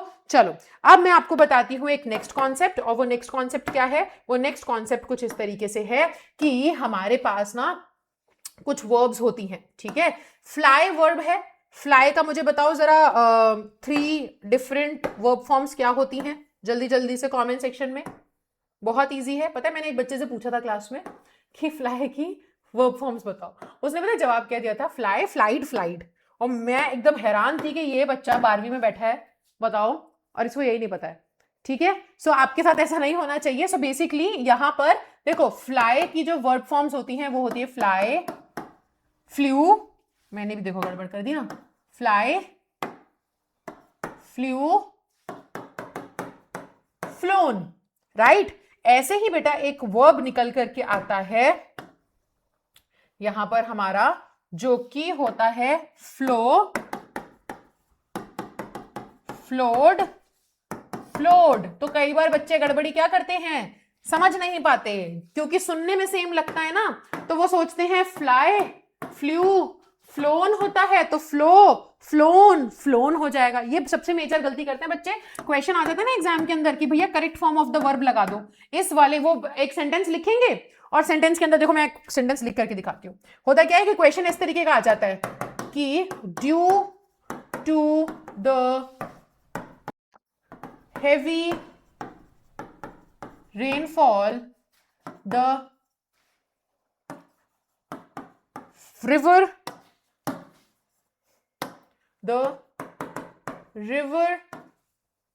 water has overflown। ठीक है? या फिर क्या होता है, या तो ऐसा क्वेश्चन आ जाएगा, या फिर आपको बोलेंगे कि भाई साहब एक काम करो, है ना, हम आपको एक वर्ड दे रहे हैं, फिल इन द ब्लैंक, यहां पर हम लिख रहे हैं ओवरफ्लो। अब इसका करेक्ट फॉर्म इस वर्ब का यूज करो। तो बच्चों के साथ गड़बड़ क्या होती है, वो ना उस फ्लो में निकल जाते हैं कि ma'am drive, drove, driven, fly, flew, flown. तो पक्की बात है ओवरफ्लो, ओवरफ्लोन, ओवरफ्लोन। और मैंने देखा है बहुत से क्वेश्चंस के अंदर कि यहां पर वो लिख करके आते हैं कि ओवरफ्लोन होना चाहिए, क्योंकि सुनते सुनते हम खुद से लगा लेते हैं एक लॉजिक, जबकि ये गलत है। जब भी फ्लो की बात आती है ना बेटा, बहाव की बात आती है, वो जरूरत से ज्यादा ऊपर बहाव आ चुका है, ओवरफ्लो कर रहा है या फ्लो है उसका, तो हमेशा ध्यान रखना कि वो फ्लो, फ्लोड और फ्लोड होता है, ठीक है? सो यहां पर ओवरफ्लोन नहीं होना है, यहां पर सिंपल सा क्या होगा, ओवरफ्लोड होगा। The river water has overflowed, नदी का पानी ओवरफ्लो कर रहा है, ठीक है? आया समझ में? क्लियर है? तो ये कुछ कंफ्यूजिंग वर्ब्स हैं जिसमें तुम्हें कंफ्यूज नहीं होना है। नेक्स्ट अगर मैं आपको बताऊं तो जैसे हमारे पास कुछ वर्ब्स होती है ना बेटा, cut, cut, cut, shut, shut, shut, put, put, put, वैसे ही हमारे पास और भी वर्ब्स होती हैं। जैसे कि अगर मैं बोलूं कि the news was broadcasted on the national channel last night। अब इस सेंटेंस के अंदर क्या लग रहा है, गड़बड़ी क्या है बताओ? तो इस सेंटेंस में आपको जल्दी से गड़बड़ी ढूंढनी है, क्या है गड़बड़ी? तो इस सेंटेंस के अंदर गड़बड़ी ये है कि हमारे पास कुछ ऐसी वर्ब्स होती हैं जो कि अपना रूप ही नहीं बदलती। सो वो वर्ब है हमारी broadcasted. It should not be broadcasted, it should be broadcast. Broadcast के तीनों वर्ब फॉर्म यही रहते हैं, ब्रॉडकास्ट, ब्रॉडकास्ट एंड ब्रॉडकास्ट। तो अगर तुम अपनी बोलचाल की भाषा में भी अगर गलत बोल रहे हो तो ठीक है ना, उसको भी ठीक कर लेना, ई नहीं आना चाहिए वहां पर, उसको भी ठीक कर लेना। अगर तुम बोल रहे हो कि ये तो ब्रॉडकास्टेड हुआ था, तो ये नहीं होना चाहिए, ब्रॉडकास्ट होता है, ब्रॉडकास्ट, ब्रॉडकास्ट, ब्रॉडकास्ट। अब चाहे तुम प्रेजेंट की बात करो, है ना, प्रेजेंट हो, पास्ट पार्टिसिपल, जो भी आप यूज कर रहे हो वो ऐसा ही रहने वाला है। सिमिलरली ऐसा ही बेटा टेलीकास्ट के साथ होता है, ठीक है, टेलीकास्ट के साथ और फोरकास्ट के साथ, ठीक है, ये सेम ही रहते हैं। Telecast, telecast, telecast, forecast, forecast, forecast. This episode was telecast last night. Telecasted नहीं होता, इसको ध्यान में रखना है। ये एपिसोड पिछली रात टेलीकास्ट हो चुका था, तो टेलीकास्ट ही हुआ था, टेलीकास्टेड नहीं। कहीं देख रहे हो, सुन रहे हो तो उसको टोक देना कि नहीं ये गड़बड़ है, गलत है, ये सही नहीं सीखोगे तो कैसे फिर सही नहीं बोलोगे तो कैसे सीखोगे, है ना। सो ये चीजों का ध्यान रखना है, ये आपको वर्ब्स का यहां पर ध्यान रखना है। अब एक इंपॉर्टेंट कॉन्सेप्ट और बताती हूँ, लास्ट कॉन्सेप्ट है, बहुत ध्यान से सुनिएगा बेटा। होता क्या है ना, जैसे कि मैंने अभी आपको बताया कि सबसे स्टार्टिंग में आपको आना पड़ेगा अभी यहां पर, चलो सबसे स्टार्टिंग में आई गए। जैसे कि मैंने आपको बताया कि हमारी मेन वर्ब होती है और हमारी हेल्पिंग वर्ब होती है। तो हेल्पिंग वर्ब में से ये जो मैंने आपको बताई थी ना, is, am, are, was, were, has, have, had, ये सारी की सारी ये थोड़ी मक्कार हेल्पिंग वर्ब है। ये कभी कभार ऐसी एकदम बेचारी बन जाती है कि नहीं हम तो सेंटेंस में अकेले नहीं आ पाएंगे, हमें तो हमारे साथ एक मेन वर्ब चाहिए, ठीक है, तभी हम सेंटेंस में खड़े हो पाएंगे। तो कभी तो ये बहुत कमजोर बन जाती हैं। लेकिन ये मॉडल वर्ब्स की बात नहीं कर रही। मॉडल वर्ब्स हमेशा भाई वो हमेशा हेल्पिंग, कट्टर हेल्पिंग वर्ब है। ये हमेशा मेन वर्ब के साथ आती हैं, बिना मेन वर्ब के आएंगी ही नहीं, कोई चांस ही नहीं है, समझ गए। लेकिन ये ना इधर उधर का गेम खेलती हैं। ये क्या है, ये कभी कभार हेल्पिंग वर्ब भी हैं। हेल्पिंग वर्ब जब होंगी तो अपने बाद एक मेन वर्ब जरूर लेंगी, और कभी कभार ये मेन वर्ब बन जाती है, खुद ब खुद मेन वर्ब बन जाती हैं। जैसे कि अभी तुमने कभी सेंटेंस सोचा नहीं, अगर जैसे मैं आपको बोल के बताऊं कि बेटा फॉर एग्जाम्पल आप मानो मैं बोलूं कि ही इज अ टीचर, तो बेटा यहां पर कहां है ये देखो ना, इस हेल्पिंग इज के बाद क्या होना चाहिए, वर्ब की फर्स्ट फॉर्म के साथ आईएनजी आनी चाहिए। इज, एम, आर के साथ आईएनजी वाली फॉर्म आती है, लेकिन लिखी ही नहीं है। क्यों नहीं लिखी हुई है, क्योंकि ये अपने आप में मेन वर्ब बनी हुई है। तो जब मेन वर्ब बन गई है तो उसे फिर अपने साथ किसी और मेन वर्ब की जरूरत क्या है। एक सेंटेंस में एक सब्जेक्ट के पास एक ही मेन वर्ब होती है, समझ में आया। अगर दो सब्जेक्ट हैं तो फिर दोनों के पास अपनी अपनी मेन वर्ब होगी। तो यहां तो बात एक ही इंसान की हो रही है, ही, वो टीचर है, तो सिंपल सी बात है। तो ऑलरेडी एक मेन वर्ब है और देखो इसके बाद आईएनजी नहीं लगा, तो यानी कि ये खुद मेन वर्ब का काम कर रही है। तो आपको ये कॉन्सेप्ट समझना पड़ेगा कि हमारी जो भी बेटा जितनी भी हमारी हेल्पिंग वर्ब्स है ना, is, am, are, was, were, has, have, had, जितनी भी हैं ये सारी की सारी हेल्पिंग वर्ब्स मैं यहां पर लिख देती हूं, is, am, are, was, were, has, have, had, do, does, did, ये जितनी हैं ये सारी हेल्पिंग वर्ब तो होती ही हैं, पर ये मेन वर्ब भी होती हैं। कैसे पता चलेगा कब ये हेल्पिंग वर्ब है, कैसे पता चलेगा कब ये मेन वर्ब है बेटा, अगर इनके बाद एक दूसरा मेन वर्ब लिखा हुआ है तो ये हेल्पिंग वर्ब होंगी। इनके बाद कोई दूसरा मेन वर्ब है ही नहीं तो ये खुद मेन वर्ब है, सीधी सी बात है। देखो इज, एम, आर के बाद हम क्या लगाते हैं, वर्ब की आईएनजी वाली फॉर्म, है ना। इज, एम, आर के साथ ING, I am studying, she is playing, he is sleeping, we all are studying। तो यहां पर आईएनजी लगता है, was वर्ब में भी आईएनजी लगता है, has, have के साथ और had के साथ वर्ब की थर्ड फॉर्म लगती है, do, does के साथ वर्ब की फर्स्ट फॉर्म लगती है, और यहां पे did के साथ वर्ब की फर्स्ट फॉर्म लगती है। तो इसलिए अगर इनके बाद कोई दूसरे वर्ब की फॉर्म लग रही है तो ये हेल्पिंग वर्ब है, लेकिन इनके बाद कोई भी वर्ब नहीं लिखा हुआ है तो खुद ये मेन वर्ब है। हमेशा याद रखना, जैसे कि he did my होमवर्क, उसने किया मेरा होमवर्क, तो डिड के बाद यहां पर देखो ना, ही डिड, उसने किया, क्या किया, मेरा होमवर्क किया, तो यानी कि ये तो ऑब्जेक्ट है, फिर ये वर्ब है और ये तुम्हारा सब्जेक्ट है। तो भैया इस वर्ब के पास कोई दूसरी तुम्हें नजर आ रही है वर्ब, इसके अलावा कोई दूसरी वर्ब नजर आ रही है, नहीं आ रही है, यानी कि यही अपना हेल्पिंग वर्ब नहीं मेन वर्ब है। वहीं पर अगर मैं बोलूं आई, चलो आई नहीं, एक काम करते हैं, he is absent today, तो यहां पे हम बोल रहे हैं कि आज वो नहीं आया, तो वो आज he is, वो है, क्या है, absent है, ठीक है। तो यहां पर हमें बेटा क्या समझ में आ रहा है कि इसके बाद आईएनजी लगना चाहिए, वो नहीं लग रहा है, तो यानी कि ये अकेला मेन वर्ब है। लेकिन अगर मैं लिख दूं कि he is playing फुटबॉल, तो यहां पर अब आप देखो कि हम बोल रहे हैं कि ही और इज भी लगाया है और फिर एक और वर्ब है कि खेल रहा है फुटबॉल, तो यहां पर इज के अलावा एक और वर्ब है और इस मेन वर्ब का आईएनजी फॉर्म लगा है, तो अब यहां पर जो इज है वो साइड रोल प्ले कर रहा है भाई, सीधी सी बात है, मेन हीरो नहीं है हमारी पिक्चर का। जब मेन हीरो गायब है तो यही तुम्हारा मेन हीरो है, लेकिन जब इसके साथ मेन हीरो आ चुका है तो ये तुम्हारा साइड एक्टर है, ये हेल्पिंग वर्ब है। सीधी सी बात है, याद रखोगे, बहुत ईजी है, ज्यादा मुश्किल नहीं होगी। ठीक है, चलो, तो ये अब मैंने कॉन्सेप्ट इसलिए सिखाया क्योंकि अब अगला कॉन्सेप्ट बहुत इंटरेस्टिंग है और ये लास्ट कॉन्सेप्ट है, परेशान ना हो। अब ये कॉन्सेप्ट क्या है ना कि हैड, हैव, हैज, ये समझना पड़ेगा। Has had, have had, had had. चलो, ये लिखने से पहले एक सेंटेंस देती हूं, करके दिखाओ। तो मेरा सेंटेंस कुछ ऐसा है कि आई हैड फूड बिफोर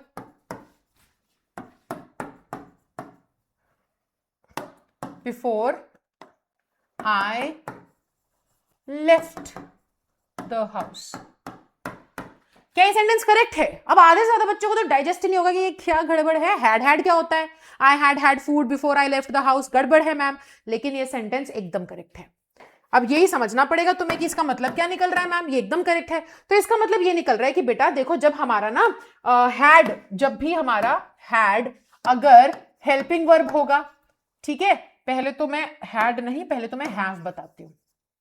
ठीक है, तो कॉन्सेप्ट क्या कह रहा है कि हैव जो है बेटा, हैव हमारा या तो ये क्या होगा, या तो ये हेल्पिंग वर्ब होगा। तो जब ये हेल्पिंग वर्ब होगा तो आप जानते हो बेटा हैव के साथ क्या आती है, उसके साथ वर्ब की थर्ड फॉर्म लग जाती है। लेकिन कभी कभार क्या होता है, हैव जो है ये बन जाता है हमारा मेन वर्ब, और बेटा ये मेन वर्ब जब बनता है ना तो इसका मीनिंग पता है चेंज हो जाता है, तब ये एक मीनिंग देने लगता है। ये मीनिंग देता है ईट,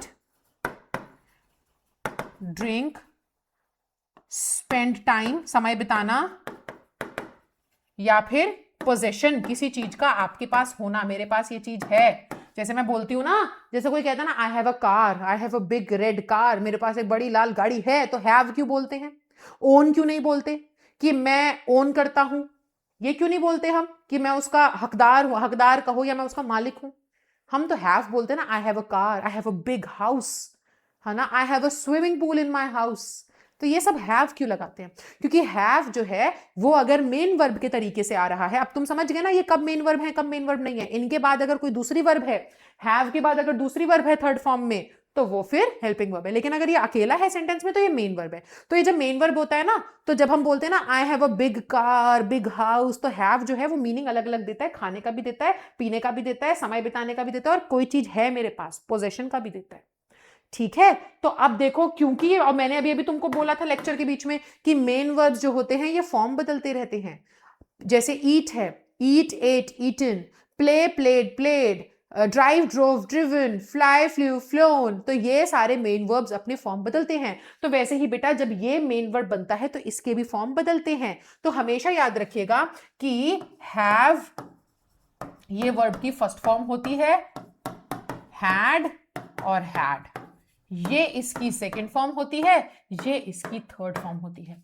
समझ गए? और अगर मैं इसकी एस और ईएस वाली फॉर्म की बात करूं तो हैज इसकी सिंगुलर फॉर्म होती है, और आईएनजी फॉर्म की बात करूं तो हैविंग इसकी आईएनजी फॉर्म होती है। आया समझ में? तो अब यहां से एक बात बताओ मुझे, अगर मैं ऐसे सेंटेंस लिख दूं कि ठीक है, आई एट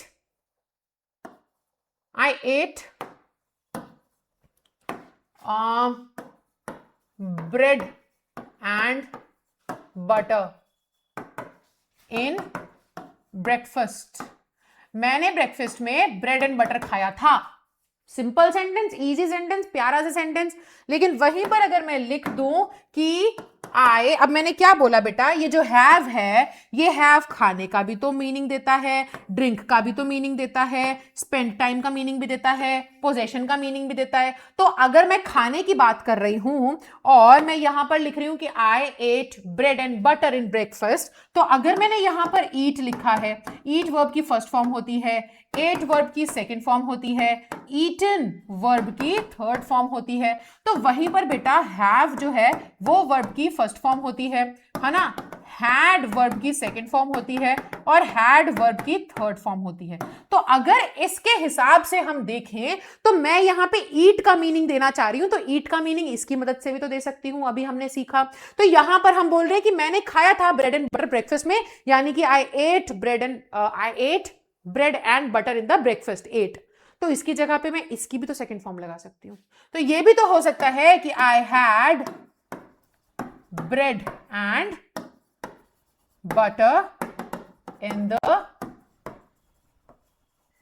ब्रेकफास्ट। सीधी सी बात है, सिंपल इजी। वहीं पर अगर तुम सोचो कि अगर मैं लिखूं for example I will drink tea, ठीक है, ये अगर मैंने सिंपल से एग्जाम्पल लिखा तो यहां पे मैं इसको कैसे ऐसे भी तो लिख सकती हूं ना, आई विल हैव टी। क्यों? क्योंकि ड्रिंक का मीनिंग भी तो देता है हैव। और अगर हम यहां पे दोबारा से देख लो भाई, तुम्हें और अच्छे समझ में आ जाएगा। अगर मैं यहां पे बोल रही हूं ड्रिंक, तो ड्रिंक, ड्रैंक, ड्रंक, यही होता है वर्ब का थर्ड फॉर्म, वर्ब का सेकंड फॉर्म, वर्ब का फर्स्ट फॉर्म। और अगर हमें ड्रिंक का ही मीनिंग देना है तो हम किसकी मदद से दे सकते हैं? ड्रिंक का मीनिंग देना है तो हम हैव की मदद से भी दे सकते हैं, हैव का वर्ब का फर्स्ट फॉर्म, है ना, इसके भी सेकंड फॉर्म होते हैं। तो एक बात बताओ कि यहां पर विल लगा है, विल के साथ वर्ब की फर्स्ट फॉर्म आ रही है, तो फिर अगर हमें इसे एक्सचेंज करना है, सेम मीनिंग ड्रिंक पीने का मीनिंग तो हैव भी देता है, तो हैव की फर्स्ट फॉर्म लगा दो, बात तो वही है, मीनिंग तो वही है, बस दूसरा शब्द के साथ ही तो इस्तेमाल कर रहे हैं, सब्स्टिट्यूट ही तो किया है, इसकी जगह पे दूसरे को बैठा दिया, मीनिंग तो चेंज नहीं हुआ। तो अब समझो कि अगर मैं बोलूं फॉर एग्जाम्पल, ठीक है, अब यहां पर मैं आपको बोलूं, चलो इधर आ जाओ, राइट, इफ आई से कि I have eaten lunch before I left my house, sentence ठीक है ना, ईट लिख दिया मैंने, सॉरी, ईटन। हैव के साथ वर्ब की थर्ड फॉर्म ही तो आती है, हैव लगा करके तो टेंसेस में बचपन में सीखा है हमने, है ना, थर्ड फोर्थ क्लास में सिखाया होगा। सो हैव के साथ वर्ब की थर्ड फॉर्म ही तो आती है। तो बेटा यहाँ पे हमने हैव लिखा, ये हैव हमारा क्या है, हेल्पिंग वर्ब है। यहाँ पे हमने क्या लिखा, हमने हैव के साथ वर्ब की थर्ड फॉर्म लगाई। तो यहाँ पे हम खाने का अगर सेंस देना चाह रहे हैं तो मैं इसको ऐसे भी तो लिख सकती हूं कि आई हैव, ठीक है, सॉरी यहाँ पे, सॉरी मैंने गड़बड़ कर दी, हैव नहीं आएगा, यहाँ पे हैड होना चाहिए, है ना, हैड होना चाहिए, हाँ, रुको गड़बड़ कर दी, इधर हैव क्यों लिखा मैंने, हैड होना चाहिए। आई हैड ईटन लंच, घर से निकलने से पहले खा चुका था खाना, तो पास्ट में पहले हो चुका था, तो हैव नहीं, हैड आना चाहिए। I had eaten lunch before I left my house, मैं घर से निकलने से पहले खाना खा चुका था। तो अगर मैं यहां पे, ये हैड क्या है बेटा, हेल्पिंग वर्ब का काम कर रहा है, ये ईटन क्या है, वर्ब की थर्ड फॉर्म का काम कर रही है, और हमने ये सेंटेंस लिखा है। तो इस सेंटेंस को मैं ऐसे भी तो लिख सकती हूं, है ना, इस सेंटेंस को ऐसे भी तो लिखा जा सकता है, आई हैड, और यहां पे ईटन की जगह, जैसे कि मैंने अभी बताया, ईट है, एट है, ईटन है, तो वहीं पर हैव भी तो है, हैव भी तो आ सकता है इसकी जगह पर। तो यहीं से तो आप समझो कि ये वर्ब की फर्स्ट फॉर्म, ये सेकंड फॉर्म, ये थर्ड फॉर्म, है ना, V1, V2, V3। तो भाई अगर मैं ईटन बोल रही हूं तो ईटन की जगह पर ये भी तो आ सकता है। तो आई हैड ईटन का I had lunch before I left my house, यही तो यहां पे मैंने बताया था, I had food before I left the house. So यहां पे आप समझे सेंटेंस करेक्ट कैसे है, ये ऐसे करेक्ट है क्योंकि ये हैड यहां पर हेल्पिंग वर्ब का काम कर रहा है और ये हैड यहां पर मेन वर्ब बन के बैठा है जो ईट का सेंस देना चाह रहा है कि आई हैड ईटन फूड, मैं खाना खा चुका था घर से निकलने से पहले। तो ये यहां पर ईट का सेंस देना चाह रहा है और इसकी थर्ड फॉर्म यहां यूज हुई है। समझे? चलो एक क्वेश्चन बताती हूँ, क्वेश्चन करके दिखाओ। ठीक है, हाँ हाँ यहां पे आते क्वेश्चन करते हैं।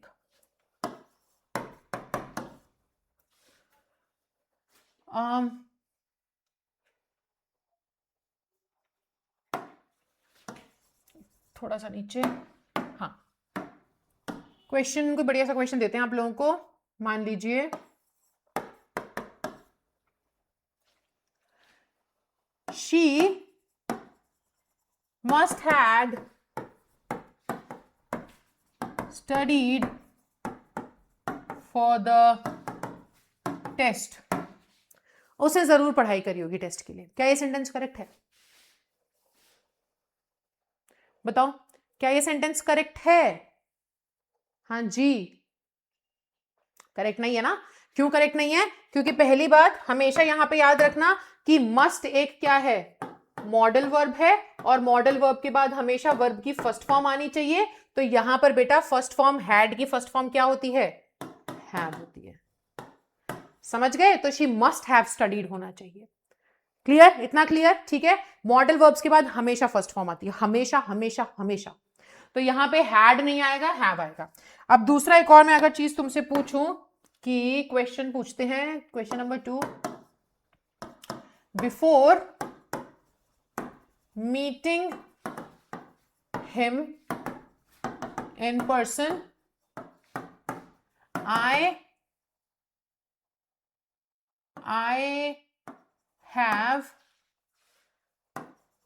has a very poor impression about him। बताओ करेक्ट है सेंटेंस या गड़बड़ी है?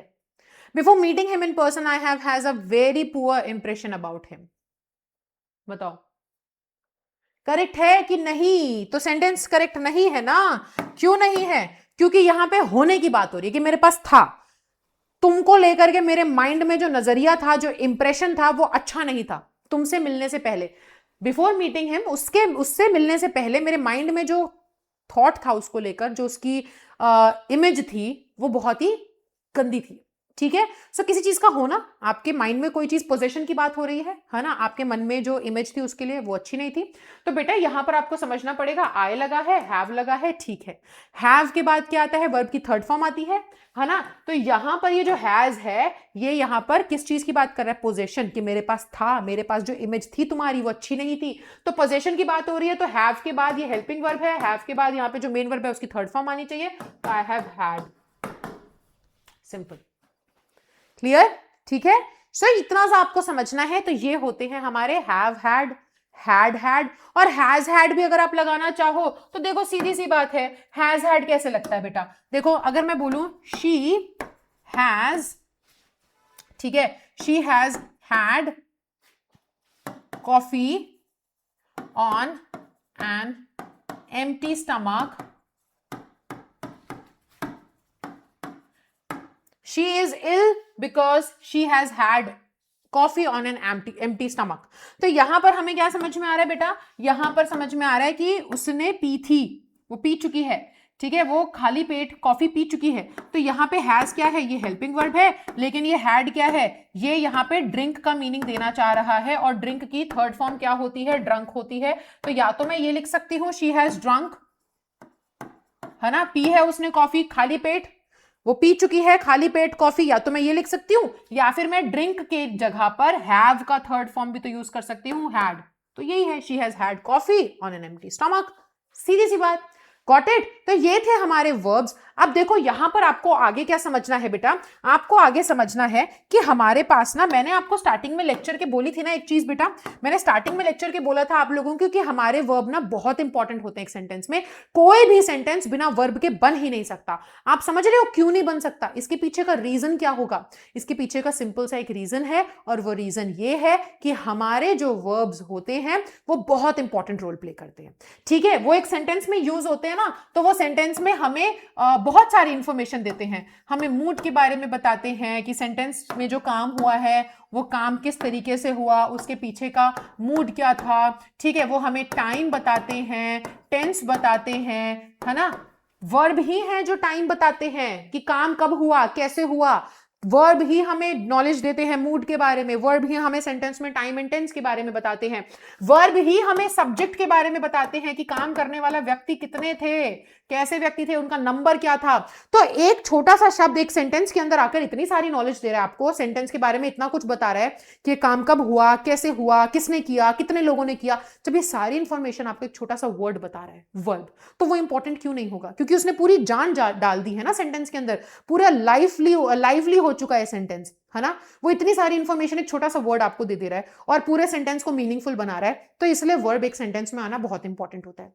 लेकिन यहां से आपको समझना पड़ेगा, ठीक है। ये कॉन्सेप्ट वैसे मैं आपको बता रही हूं कि अगली क्लास में मैं क्या पढ़ाऊंगी, एडवांस वर्ब्स में पढ़ाने वाली हूं आपको नेक्स्ट क्लास के अंदर, ठीक है। सो बस इतना समझो कि वर्ब्स जो हैं वो कभी कभार क्या होते हैं, कभी कभार जब ये ना अच्छे से काम करते हैं। कुछ वर्ब्स होते हैं हमारे पास फाइनाइट वर्ब्स, कुछ वर्ब्स होते हैं हमारे पास नॉन फाइनाइट वर्ब्स, ठीक है। एक हमारे पास होते हैं फाइनाइट वर्ब्स, फिर हमारे पास होते हैं नॉन फाइनाइट वर्ब्स। अब इसको ना ऐसे समझो, मैं पता है बच्चों को इस तरीके से लर्न करवाना प्रेफर करती हूं कि हमारा वर्ब का काम क्या था, हमारे वर्ब का काम था ये सारी इंफॉर्मेशन देना, ठीक है।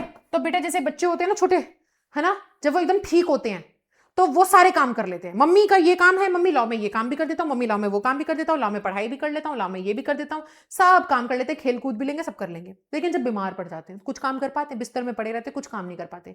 खाना लाके देना पड़ता है, पानी लाके देना पड़ता है, दवाइयां लाके देनी पड़ती हैं। ऐसी समझो हमारी वर्ब है। जब वर्ब हमारी फाइन होती है, एकदम बढ़िया चकाचक एकदम हेल्दी होती है, वर्ब हमारी फाइन होती है, तो वो सारे काम करती है। यानी कि आपको मूड भी बताएगी, टाइम भी बताएगी, टेंस भी बताएगी, सब्जेक्ट भी बताएगी कि कितने लोगों ने काम किया, सारी इंफॉर्मेशन देगी आपको।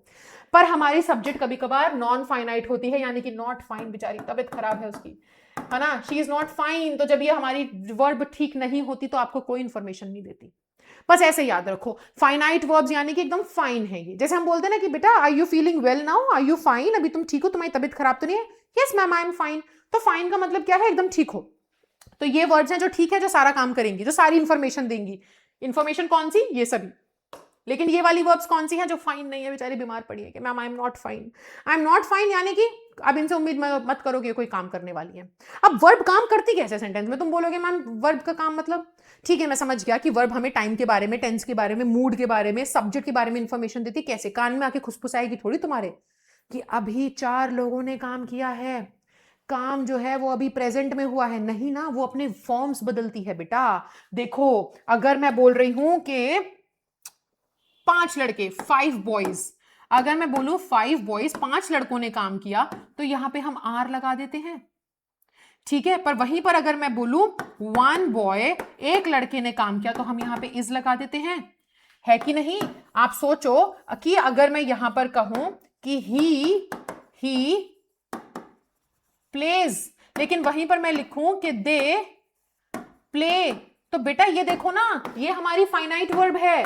फाइनाइट वर्ब का मतलब क्या है? एकदम फाइन, जो सारी इंफॉर्मेशन दे रही है। कैसे दे रही है? वर्ब के रूप बदल बदल के, अपने अपने फॉर्म को बदल बदल के। यहां पे उसको जैसी समझ में आया ना कि अरे काम करने वाला एक बंदा था, एक इंसान ने काम किया है, लड़के ने, एक इंसान ने काम किया, उसने तुरंत अपने आगे एक एस लगा दिया और उसको सिंगुलर बना लिया।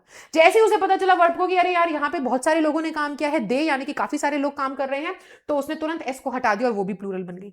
अब जैसे ही इस वर्ब को पता चला कि भाई काम जो है वो पास्ट में हुआ था, तो यहां पे उसने तुरंत अपने साथ ईडी लगाया और वो पास्ट में चली गई और आपको बता दिया कि काम जो है वो टाइम उसका क्या है, पास्ट टेंस है। सो ऐसे वर्ब आपको इंफॉर्मेशन देती है।